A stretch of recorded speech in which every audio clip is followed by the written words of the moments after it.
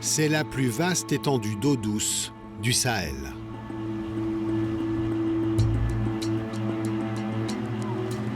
Une source de vie pour 40 millions de personnes. Le lac Tchad, un labyrinthe d'îles sur lequel plane la menace de Boko Haram.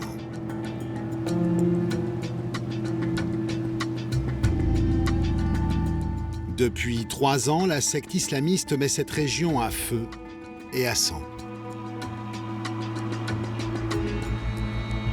Impossible de s'y aventurer sans escorte de l'armée tchadienne.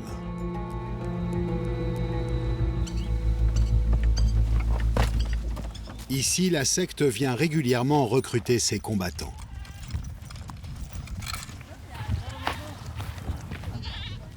Dans cette région très pauvre, à majorité musulmane, beaucoup de villageois sont sensibles aux arguments de Boko Haram qui leur promet une vie meilleure. Halima y a cru. En 2015, elle suit son mari parti rejoindre l'organisation terroriste. Les djihadistes en font d'abord leur cuisinière, puis un jour, ils la désignent avec 2 autres femmes pour une mission suicide. Halima est une miraculée. Elle a survécu à l'attentat, mais elle y a laissé ses 2 jambes.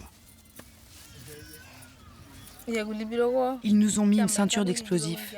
On n'a pas eu le choix, ils nous ont forcés. Moi, j'ai paniqué, j'ai eu peur, je ne voulais pas mourir.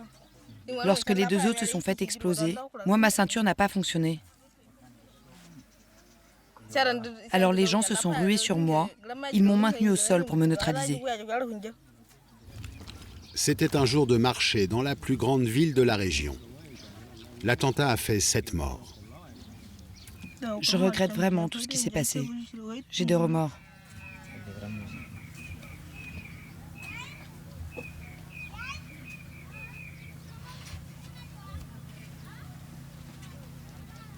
Quand je dors, je repense à tous ces inconnus que j'ai tués. Ça me fait mal. Tout ça me hante, j'aimerais m'enfuir. Quand je croise des gens, ils me regardent de travers. J'aimerais qu'on m'oublie. Depuis qu'elle est revenue, Halima est tenue à l'écart par les villageois. Seule sa famille lui a pardonné. Avec ce qui est arrivé à ma fille, j'ai complètement perdu la tête. C'était la volonté de Dieu, mais ça a choqué tout le monde. Et maintenant, il y a beaucoup de gens dans le village qui nous détestent à cause de ça. Le jour où ils m'ont choisi, ils m'ont condamné. Regardez ce qu'ils ont fait de moi. Je ne peux même plus me déplacer. Tout ça, c'est de leur faute. Voilà où Boko Haram m'a amené. Mais bon, c'est la vie.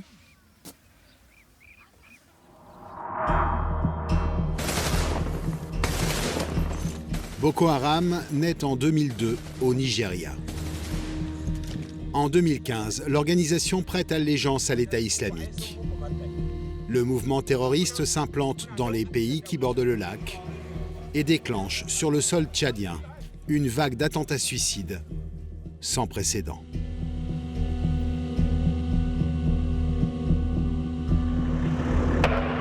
Le Tchad s'allie alors au Niger, au Cameroun et au Nigeria pour mener une guerre sans merci contre la secte qui en sort affaiblie.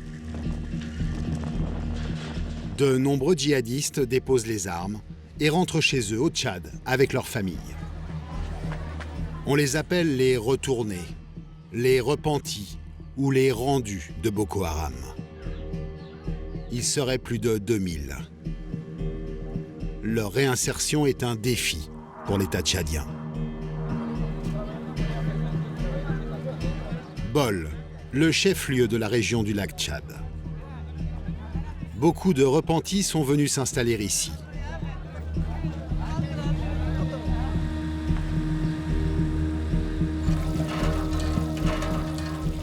Djambé Boukar est rentré il y a 6 mois. Les notables de la ville l'appellent l'ancien de BH pour Boko Haram. Djambé a été djihadiste pendant 2 ans. L'homme a du sang sur les mains.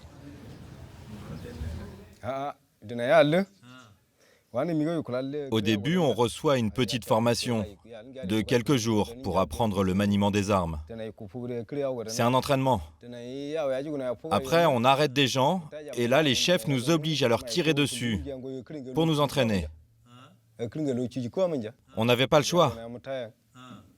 Mais tu tirais sur n'importe qui? Oui, n'importe qui. On devait tirer sur des femmes et des enfants. Ils nous disaient ce sont des mécréants. Il faut tous les éliminer. C'est la promesse d'un butin de guerre qui a poussé Djambé à rejoindre Boko Haram. Les chefs m'envoyaient dans toutes les îles du lac pour enrôler mes amis, ma famille. Ils voulaient que je les persuade de nous rejoindre. Si vous essayez de recruter quelqu'un et qu'il refuse, vous avez le droit de tout lui prendre. Alors moi, quand j'arrivais, je pillais tout. Aujourd'hui, j'ai des remords, parce que c'était des gens que je connaissais. Traqué par l'armée tchadienne, horrifié par les massacres auxquels il a participé, fin 2017, Djambé et sa famille décident de fuir. On ne s'attendait pas à ça. Tout ce qu'ils font, c'est vraiment atroce. Donc on a élaboré un plan. Et dès qu'on a pu, on s'est évadé. Lorsqu'on est arrivé ici, au début, on craignait pour notre vie. On s'est caché parce qu'on avait peur d'être lynché par la population.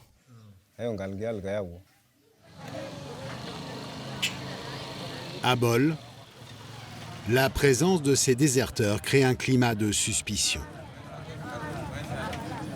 Certains repentis pourraient en réalité être des infiltrés de Boko Haram. La population s'est organisée pour se protéger à la mise en place des comités de vigilance. Salam alaikum. Lève les bras. C'est un monsieur que je n'ai pas confiance en lui, je ne le connaissais pas, il est de quel village, je ne sais pas, mais il faudrait absolument que je m'assure qu'il n'a rien. Je le suis. Carta. Je vais voir sa carte d'identité nationale, est-ce qu'il est vraiment un Tchadien ou un Nigérien. Il s'appelle Modo Abdoulaye. Ça fait longtemps que tu es à Bol? Combien de temps? Tu es arrivé quand? Regarde sur ma carte. Non, je te pose la question. Donc réponds-moi. Tu viens d'ici ou tu viens d'ailleurs? Tu es là pourquoi? Tu es venu ici pour faire du commerce? Oui, c'est ça. D'accord, merci.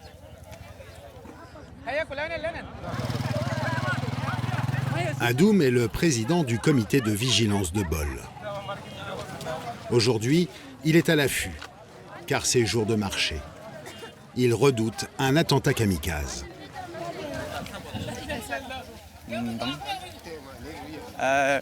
Madame. Et les femmes, attendez. Descendez vos paniers. C'est des femmes qui viennent des villages environnants.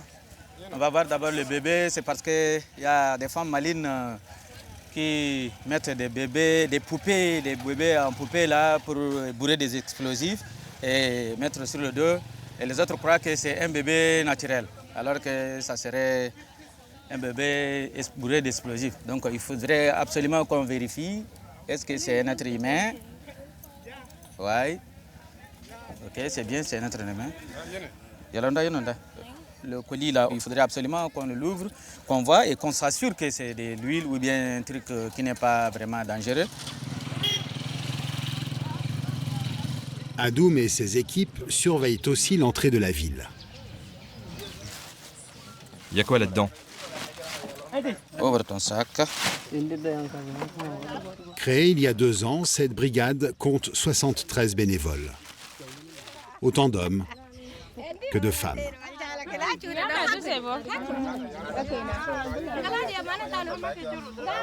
Avec l'accord des autorités tchadiennes, ils servent de premier rempart contre Boko Haram. Nous sommes organisés pour venir épauler les militaires. Et nous ne sommes pas armés. Par contre, les militaires, ils sont armés, ils veillent sur nous. Nous, on est là pour mettre la barrière sur le secteur Boko Haram. S'il y a un suspect, on s'écarte, on donne un signe aux militaires, ou soit ils le tuent, ou soit tranquillement, comme ils sont formés, ils viennent les saisir. Mais la sécurité n'est pas l'unique mission des comités. Ils sont aussi de précieux agents de renseignement pour l'État tchadien. S'il y a un suspect, une personne que je n'ai pas confiance en lui, la nuit, les jours, je viens, je le rends visite, je vois ses mentalités, je le laisse un deuxième jour encore, je viens, je fais mon enquête. Et s'il y a quelque chose qui ne me fait pas confiance, je viens directement informer au maire de la ville de Bol. Après le maire de la ville, il informe le gouverneur, ainsi de suite. Depuis que les comités de vigilance existent, Bol n'a été la cible d'aucun attentat. Mais les repentis continuent d'affluer. Dès leur arrivée, ils sont interrogés par les services de renseignement tchadiens dans ce bâtiment qu'on appelle la cellule. C'est ici que se joue leur avenir, sans témoins et sans avocat. Mahamat Hissène mène les interrogatoires. Et les journalistes doivent se contenter de cette version officielle. Dans cette cellule, nous enquêtons sur les Boko Haram qui sont rentrés individuellement. On les interroge ici. Je vais vous montrer. On prend leur déposition et on leur demande pourquoi ils sont partis, pourquoi ils sont revenus et qu'est-ce qui les a poussés à revenir. Et quand nous avons déterminé de quelle région ou de quel canton ils viennent, nous les remettons à leurs parents, à leur famille ou à leur communauté. S'ils s'intègrent sans histoire, tant mieux, mais s'ils posent des problèmes, nous les envoyons au bagne. Impossible de savoir combien ont été arrêtés. À ce jour, aucun procès n'a eu lieu dans le pays. Pour la plupart, les repentis sont renvoyés directement dans leur village.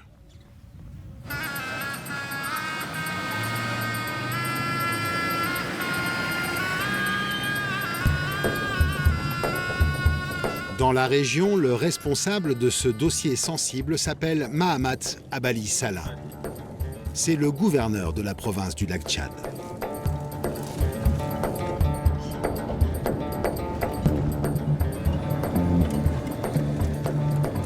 Nous nous méfions des retournés de Boko Haram parce que ces gens, ils sont partis, ils ont mis du temps de l'autre côté. On ne sait pas qu'est-ce qu'ils ont dans leur tête. Donc là, il faut sensibiliser la population pour qu'à tout moment, s'ils constatent un arrivé, c'est-à-dire un retourné, il faut qu'il se représente à l'autorité, c'est-à-dire à l'administration, avant de regagner le village.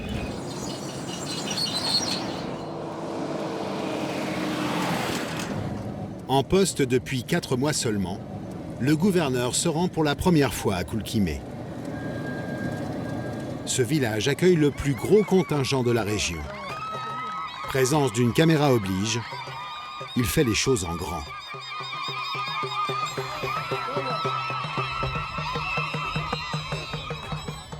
Les 288 repentis installés ici vivent disséminés parmi la population. Pour l'occasion, les anciens djihadistes ont été regroupés à l'écart sous un arbre. Le gouverneur est venu leur parler. Il a besoin d'eux dans sa lutte contre Boko Haram. Avant toute chose, je vous salue. Ces derniers temps, on entend ici et là que Boko Haram vient kidnapper des femmes ou tuer des gens. Vous qui êtes originaire de cette région, vous qui connaissez très bien ces gens, vous devez nous aider à les identifier. Nous voulons que vous nous informiez dès que vous entendez que ces gens sont quelque part. Vous devez informer les chefs de canton. Nous ferons remonter l'information. Nous ne voulons pas que le peuple souffre et nous ne voulons pas que vos femmes soient enlevées. Les repentis espèrent bien monnayer leurs informations. Pour formuler leurs demandes, ils ont désigné le chef du village. Depuis que Boko Haram menace la région, nous avons toujours aidé les autorités. C'est pour cela que nous sommes présents aujourd'hui. Nous voulons vous apporter notre soutien et vous donner toutes les informations dont nous disposons. Les repentis de Koulkimé ne regrettent pas d'être rentrés. Ils sont bien ici. Mais ils ont besoin d'aide. Ils ont besoin de matériel pour gagner leur vie. Ils ont besoin de filets de pêche, de pirogues.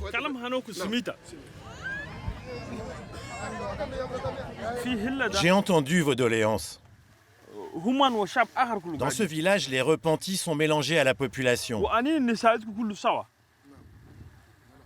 Donc nous allons apporter notre soutien sans distinction à tout le monde. En clair, le gouverneur n'a rien à offrir aux repentis. Nous ne voulons plus parler de cette statut de Boko Haram ou de repentis pour faire des privilèges. C'est pas normal en fait. C'est pas normal de privilégier des gens qui ont fait des erreurs pour moi, en fait, qui ont fait des erreurs. Nous, en tant qu'autorité, nous n'allons pas privilégier les retourner plus que la population locale. L'opération de com terminée, le gouverneur plie bagage. Il ne sera resté que 20 minutes. Les repentis ont compris que cette visite éclair ne changerait en rien leurs conditions de vie.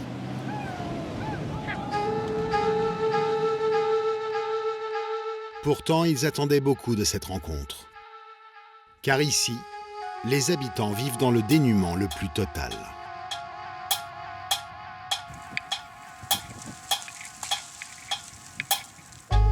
À Koulkimé, les repentis sont les plus pauvres parmi les pauvres.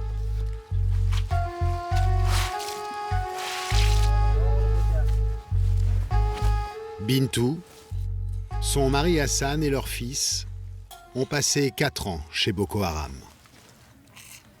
Ils se sont échappés il y a quelques semaines seulement.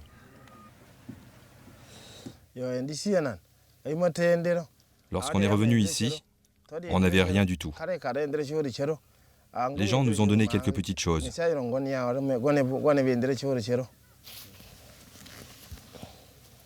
Regardez, par exemple, ils nous ont donné ces couvertures. On a aussi récupéré de quoi faire à manger. On a eu un petit gobelet, ce bidon, et ils nous ont donné cette natte. Moi, je suis tombée malade. Mon mari aussi a été malade.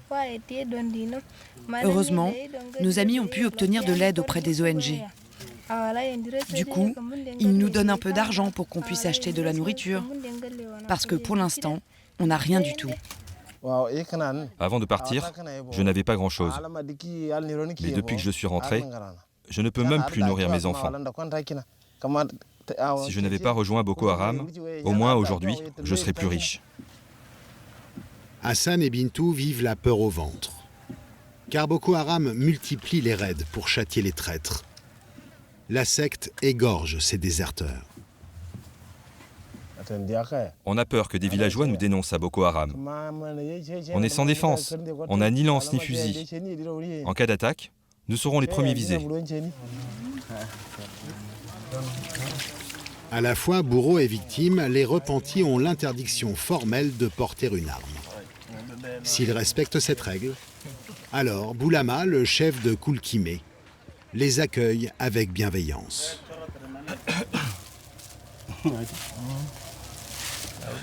Ça va, vous êtes bien arrivés? Oui, ça va, on est bien ici. Bien installés? Oui, ça va. Maintenant, il faut qu'on trouve un travail pour pouvoir nourrir toute notre famille. C'est ça le plus important. Il y a quelques semaines à peine, ces hommes semaient la terreur au nom de Boko Haram. Mais ça n'effraie pas le chef du village. Ce sont nos enfants. On n'a rien à craindre. Il n'y a pas de problème. On vit ensemble. Pourquoi aurait-on peur? Nous leur pardonnons. S'ils sont là, c'est parce que Dieu l'a voulu. Même ceux qui sont restés là-bas, ils sont les bienvenus. Nous voulons qu'ils rentrent.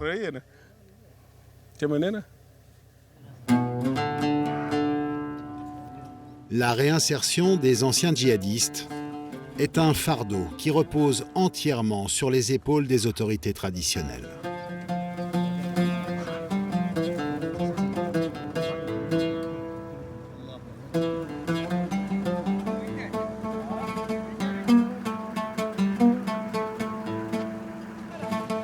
Le gouvernement tchadien n'a mis en place aucun programme de déradicalisation.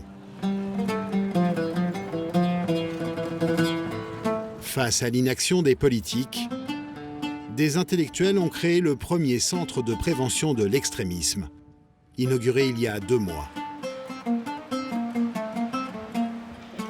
Désiré dirige le centre. Ici, c'est mon bureau, là où je travaille. Et de l'autre côté, c'est le bureau des chercheurs. Sociologues, anthropologues, ils sont 4 universitaires à donner bénévolement leur temps pour étudier le phénomène de l'extrémisme religieux au Tchad. On a initié un projet et ce projet consiste à identifier les repentis de Boko Haram qui sont aptes à être formés et réinsérés socio-professionnellement dans la vie active. Pour déterminer quelle personne aider, les chercheurs ont recueilli les témoignages de 300 anciens membres de la secte. Ces fiches sont des fiches d'identification et d'entretien avec les repentis de Boko Haram. Ces fiches nous permettent de nous entretenir, d'avoir toutes les informations et les détails sur les repentis de Boko Haram. Les motivations, pourquoi ils sont partis, leur âge, leur nom, ainsi de suite, leurs activités, le nombre des enfants, ainsi de suite, leur nationalité, le lieu de résidence, là où ils ont été enrôlés, ainsi de suite. Avec cette étude, la première menée dans le pays, les chercheurs veulent comprendre les raisons qui poussent les habitants du lac à rejoindre l'organisation terroriste. Vous savez, les enfants qui ont faible niveau d'instruction, ils sont beaucoup plus exposés. Les jeunes sont beaucoup plus exposés et les femmes également sont beaucoup plus exposées. Parce que dans la zone du lac Tchad, il y a un problème d'abord d'éducation, d'instruction. Si durant tout ce temps qu'on a eu à nous entretenir, le niveau d'instruction est très bas. On n'a trouvé qu'une seule personne qui a un niveau de 3e.